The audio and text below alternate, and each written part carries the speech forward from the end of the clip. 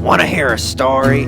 Woo-wee! This one's a doozy. So anyways, this story all began with the Monroe Doctrine, which warned European powers to not interfere with the affairs of the Western Hemisphere. In 1898, Spain showed weakness and America decided it was time to pounce. At this time, Cuba was a part of Spain, and the people of Cuba began to talk about independence. Spain sent a general to Cuba to silence the idea of Cuban independence, and 200,000 Cuban people died of disease in concentration camps. News of this reached yellow journalists, which shocked the American public. The Spanish minister absolutely roasted President McKinley in the weather, which was intercepted by the gossip writers. So the minister was fired, and the government was like, "Whoops, too bad." However, it was far too late. On February 15th, in Havana Harbor, Cuba, the hull of the USS Maine exploded, killing 260 sailors. So America was like, "We want bloodlust, cause it's patriotic." So Spain is like, "We'll pull out of Cuba and we'll stop killing people if you leave us alone." So the public was angry at Spain because of the gossip writers and These imperialists. And they said funny, like, remember the Maine, it's a heck with Spain.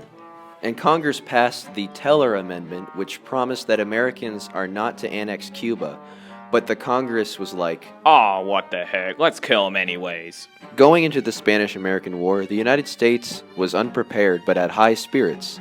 Overall, the U.S. was understaffed, under-equipped, and under-trained. You know, because we were too dang busy killing the natives. America was so unprepared for their environment that our troops showed up with winter uniforms. Meanwhile, the Cuban soldiers practically were wearing bathing suits. Well, at least Spain was even less prepared for the war. Before the Panama Canal was built, each nation required a two-ocean navy, so one would be in the Pacific and one in the Atlantic. Most of Spain's navy was in the Philippines, so they really couldn't help. Theodore Roosevelt ordered the Admiral George Dewey to descend upon the Philippines before the declaration of war, where he had the perfect position to attack, which he was ordered to do so on May 1st, 1898. The Battle of Manila Bay was one of the greatest success stories according to the American military history. However, the Philippines remained in Spanish control until the army had been recruited, trained, and transported back to the Pacific. In Cuba, America was doing worse. America was outnumbered 7-1 in army personnel by the Cubans. General William Shafter landed uneventfully in Santiago, Cuba. The glory of the Cuban campaign was grabbed by the Rough Riders. This ragtag bunch of sons of guns was made up of buckaroos, in-debt college students, and murderous prisoners. They were a volunteer regiment that was organized by Mr. Roosevelt. On July 1st, 1898, supported by two African-American regiments, the Rough Riders charged up San Juan Hill and helped Shafter bottle the Spanish into the Santiago harbor.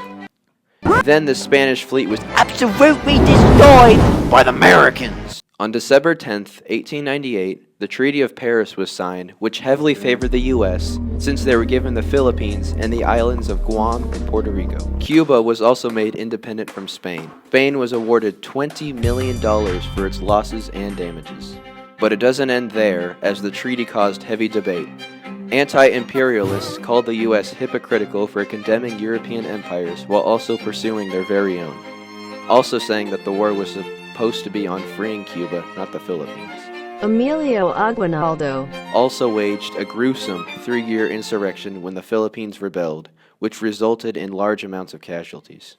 Overall, the Spanish-American War lasted 10 weeks and resulted in 400 battle casualties, and the Philippine insurrection after the war claimed 4,000 American lives. And that's the story, partner. I'll see you later.